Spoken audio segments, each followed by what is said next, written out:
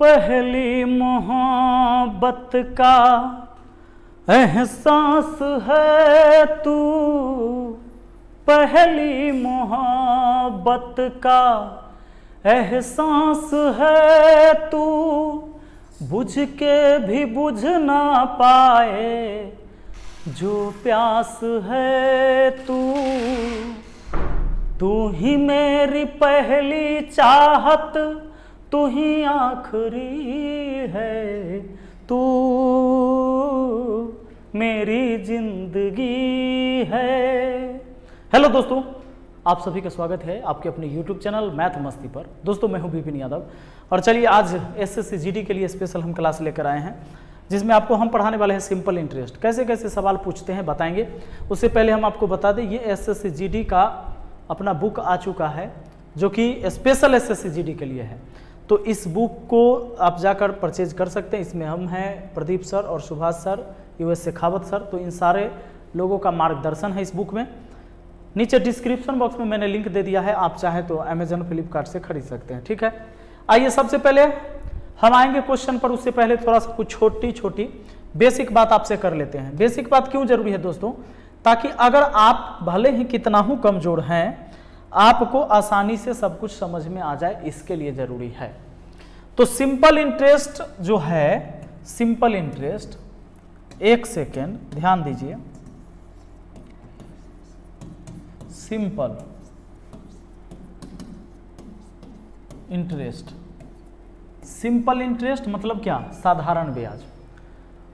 साधारण ब्याज का मतलब है कि एकदम सरल है, साधारण है, नहीं। कंपाउंड इंटरेस्ट मतलब होता है चक्रवृद्धि ब्याज। साधारण ब्याज में दोस्तों प्रत्येक साल का ब्याज समान होगा। अगर आपने 5,000 रुपये कर्ज में लगाया है और इस साल आपको अगर 200 रुपया ब्याज आया है तो अगले साल 200 ही आएगा, फिर अगले साल 200 ही आएगा। इतना आपको पता होगा। P मतलब प्रिंसिपल होता है, ये मूलधन होता है। ज्यादा नहीं, 5-7 मिनट हम आपको एक्स्ट्रा समय लेंगे। ठीक है, ये बेसिक चीज बताने, फिर क्वेश्चन पढ़ाएंगे। सारे क्वेश्चन आसानी से आपको समझ में आएगा। P यानी प्रिंसिपल यानी मूलधन। रेट मतलब क्या होता है? हिंदी में इसको दर कहते हैं। ठीक है, और T मतलब हिंदी में क्या इसको कहते हैं? समय, समय। और A मतलब होता है अमाउंट। अमाउंट का मतलब होता है हिंदी में इसको मिश्र धन कहते हैं। दोस्तों मूलधन वह राशि है जो राशि हम कर्ज देते हैं या कर्ज लेते हैं, मूलधन है। जैसे मैंने आपको 10,000 रुपये कर्ज दिया तो 10,000 मूलधन हुआ, यानी उसको P से लिखेंगे। R मतलब रेट, किस दर पर मैंने दिया। अगर मैंने आपको 10% के दर पर दिया है, इसका मतलब है दोस्तों 10/100, यानी 100 रुपया का 10 रुपया हम आपसे ब्याज लेंगे। 5% पर दिया है, इसका मतलब ये होता है 5% रेट पर मैंने कर्ज दिया है, तब 5%, प्रतिशत मतलब होता है बट्टा में 100, यानी 100 रुपया अगर मैंने आपको कर्ज दिया है तो 5 रुपया हम आपसे ब्याज लेंगे। दोस्तों T मतलब क्या होता है? समय, की कितने दिनों के लिए दिया। और A मतलब होता है क्या? अमाउंट यानी मिश्रधन। मिश्रधन क्या होता है? मूलधन और ब्याज का योगफल ही मिश्रधन होता है। मतलब 10,000 मैंने आपको कर्ज दिया और कुछ दिनों में 3,000 ब्याज हुआ, तो मिश्रधन होगा 10,000 प्लस 3,000, मतलब 13,000 मिश्रधन हुआ। ठीक है, चलिए इतना बात आप समझ गए हैं। तो एक बात और समझना बहुत जरूरी है दोस्तों, कि ये जो ब्याज होता है ना, ब्याज, तो प्रतिशत में जब भी ब्याज होगा तो वो ब्याज होगा R गुना T, मतलब रेट गुना टाइम, यही ब्याज हो जाता है। अगर मान लो कि दर आपने कोई धन 10% के दर पर लिया है और उसका समय जो है कितने समय के लिए लिया है, तो मान लो कि आपने 5 वर्ष के लिए लिया है, तो आपके यहाँ ब्याज जो हो जाएगा वो पूरी राशि का कितना जानते हैं? बस R इंटू T, रेट और टाइम गुना करो, 10×5 50% ब्याज हो जाएगा। सपोज करिए दोस्तों, अगर आपने 1,000 रुपये आपने कर्जा ले रखा था तो ब्याज होगा 1,000 का, यही 50%, मतलब 500। 1,000 का 50% मतलब 500। कैसे? प्रतिशत से 2 जीरो काटा, 50 दाहे 500 रुपया। ये हो गया आपका ब्याज। इतना क्लियर है? अब चलो एक चीज याद रखना कि ये परसेंटेज ब्याज आप जानते हो रेट गुना टाइम हो जाता है। रेट गुना टाइम हो जाता है परसेंटेज ब्याज। देखो आपको अभी मैंने बताया था कि परसेंटेज ब्याज जो होता है रेट गुना टाइम होता है। तो रेट गुना time R into T percentage ब्याज। परसेंटेज ब्याज में अगर T से भाग दे देंगे तो T से T कट जाएगा, क्या निकल जाएगा? R निकल जाएगा। यानी परसेंटेज ब्याज में टी से भाग देने पर आर मालूम। दोस्तों आर गुना टी परसेंटेज ब्याज ही तो होता है ना। अगर इसमें रेट से भाग दे दीजिएगा तो रेट कट जाएगा, टाइम निकल जाएगा। मतलब परसेंटेज ब्याज में रेट से भाग देने पर टाइम निकलेगा, परसेंटेज ब्याज में टी से भाग देने पर रेट निकल जाएगा। अगर परसेंटेज ब्याज पता है, अगर हम उसमें टाइम से भाग दे देंगे तो रेट मालूम चल जाएगा। ठीक बात। अगर मान लो कि अगर मूलधन आपके पास है 5,000 रुपया, 5,000 रुपया मूलधन, और उस पर ब्याज आ गया है समझ लीजिए 200 रुपया, और टाइम जो था वो टाइम था 2 वर्ष, मान लीजिए 2 वर्ष। तो आपसे पूछ दे कोई कि 5,000 रुपया पर 200 रुपया ब्याज आया है, टाइम था 2 वर्ष, तो दर कितना था। तो कभी भी आपको दर निकालना हो या टाइम निकालना हो तो परसेंटेज ब्याज मालूम करिए, और परसेंटेज ब्याज में टाइम से भाग दीजिएगा तो रेट मालूम, और रेट से भाग दीजिएगा तो टाइम मालूम। हम क्या करेंगे, ये जो 200 रुपया ब्याज आया है, 200 किस पर आया है, 5,000 पर, तो 200 ब्याज कितना पर, 5,000 पर। ये हम प्रतिशत ब्याज मालूम कर लेते हैं कितना हुआ। प्रतिशत मिलाना है तो 100% से गुना करना होगा। 200 ब्याज कितना पर था, 5,000 पर। परसेंट मिलाना है तो 100% से गुना। 2 जीरो से 2 जीरो कटा, 2 से काटा 25 बार में, और ये आपका 25 चौका 100, मतलब 4% हुआ आपका। क्या जानते हैं 4% क्या हो गया, परसेंटेज ब्याज। अब आपको दर निकालना है तो परसेंटेज ब्याज जो आया है 4%, उसमें आपको टाइम से भाग देना होगा, तो आगे आपका 2%। सीधी बात है, 2% के दर से 2 साल में 2 दूना 4% परसेंटेज ब्याज आ जाएगा। क्लियर है। अच्छा, अब आएगा गुन्ना गुन्नी वाला बात। दोस्तों इस बात को ध्यान रखना, ये संयोजन होगा, संयोजन। और इसको गुन्ना गुन्नी वाला ऐसे कहिए, इसको कहिए कि मान लो धन हो गए, धन हो गया कितना, और यहाँ लिख देते हैं परसेंटेज ब्याज, परसेंटेज ब्याज। अगर दोस्तों कोई धन 2 गुना हो गया, ठीक, कोई धन 2 गुना हो गया तो 100% ब्याज हुआ। इस बात को ध्यान देना। अगर कोई धन 3 गुना हो गया, 3 गुना, तो 200% ब्याज हुआ। इस बात को ध्यान देना।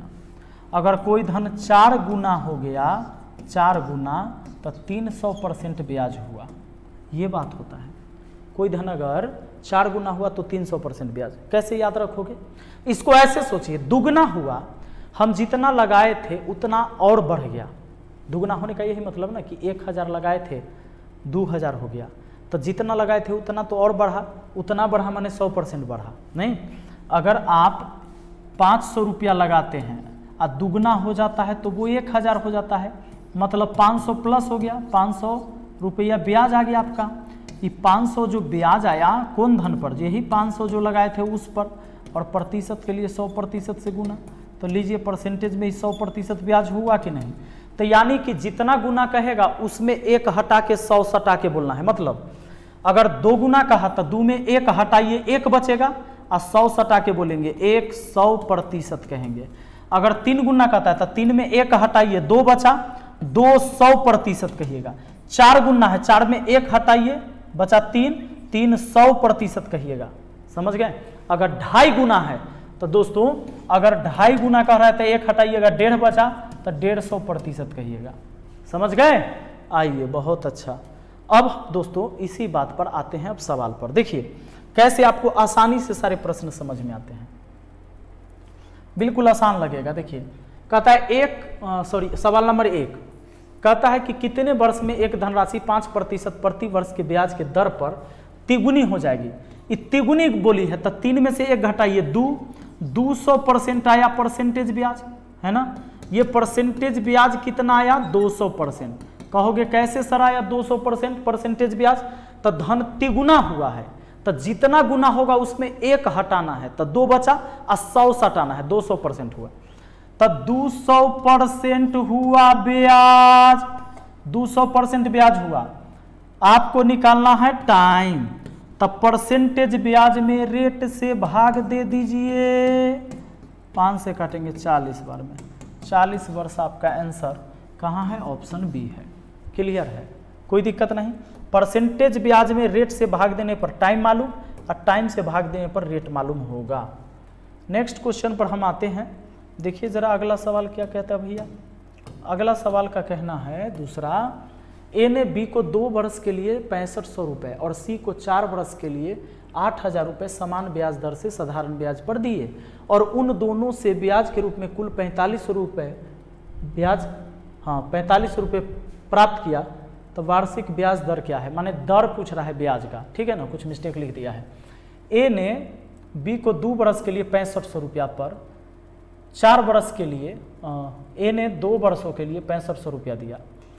पहले क्या किया, ए जो है ए पहले बी को दे दिया, बी को दिया कितना, बी को दिया 6500 रुपया और 2 वर्ष के लिए, कितना दिन के लिए, 2 वर्ष के लिए, ठीक बात है।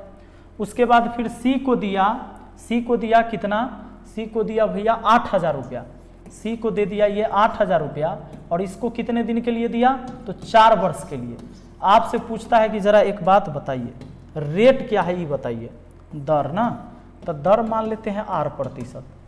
आप एक बात बताइए, R% पर 2 वर्ष के लिए 6500 दिया बी को, R% पर 8000 रुपया दिया 4 वर्ष के लिए सी को, उसको कुल ब्याज आया है 4500, तो कुल ब्याज निकालिए। कैसे निकालोगे, तो देखो इस 6500 का 2R%, चूंकि ये ब्याज होता है टाइम गुना रेट, 2R% ब्याज प्लस 8000 जो सी को दिया ए ने, 8000 का 4% के दर से, सॉरी 4 वर्ष में R% के दर से 4R% ब्याज हुआ, क्योंकि R इंटू टी ब्याज होता है। इस पर इतना ब्याज, इस पर इतना ब्याज जोड़ के टोटल ब्याज बोला है कितना आपका 4500।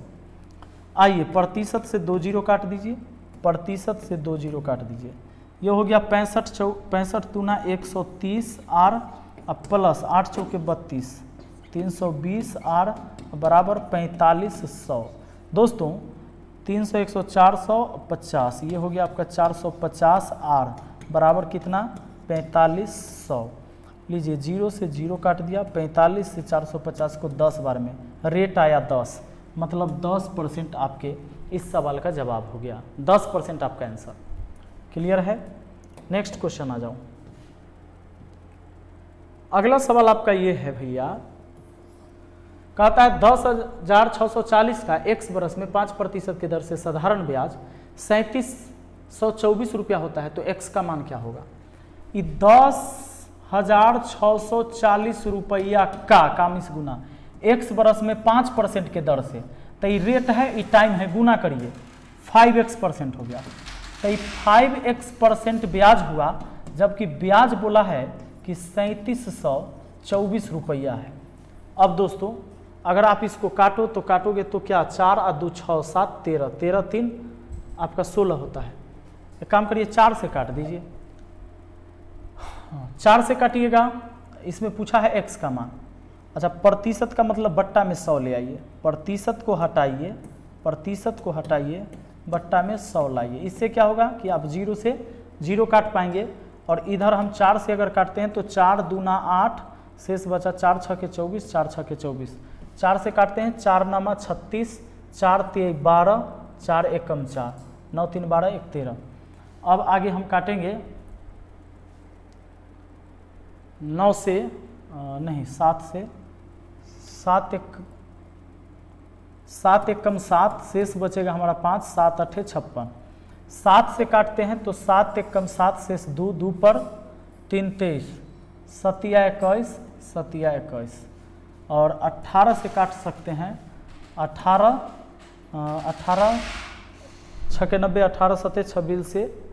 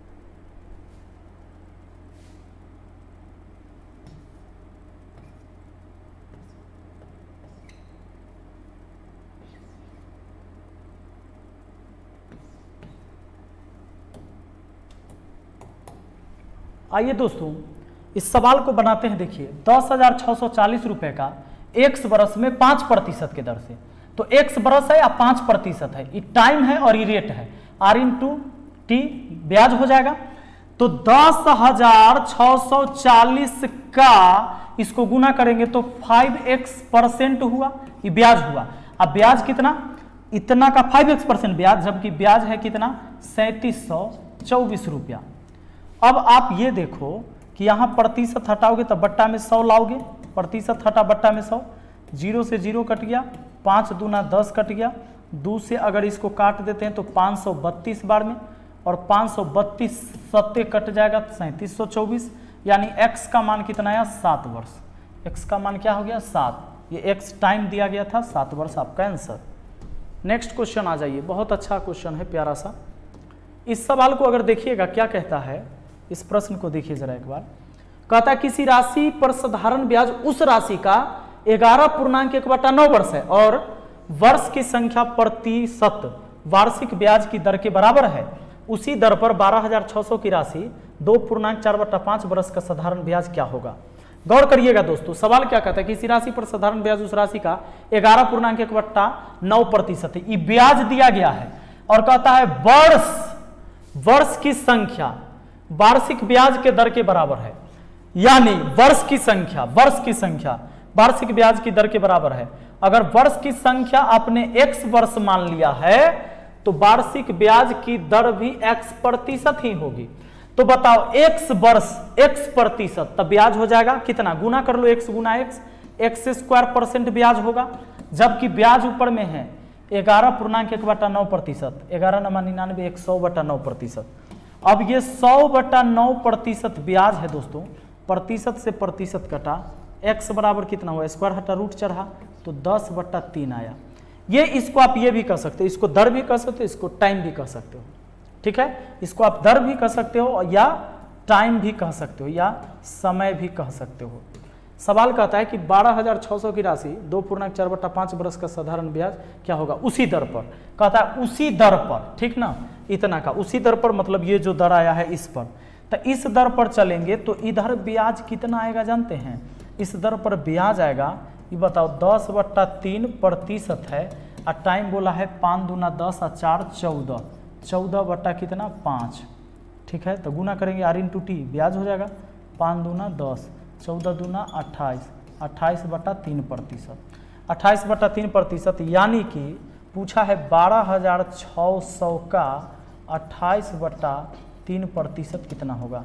प्रतिशत से 2 0 काट दिए, 3 से इसको काट देते हैं 42 बार में, और 42 गुना 28 गुना कर दीजिए 8 दूना 16, जो भी आ जाए, या तो 1136 आ जाए या 1216 आ जाए। तो लीजिए 28 दूना 56, 56 के 6 हासिल हुआ 5, और उसके बाद 28 चौके कितना, 25 चौके 100, 3 चौके 12, 112 और 112 और 5 117, 1176। आपका आंसर तैयार है, ऑप्शन बी।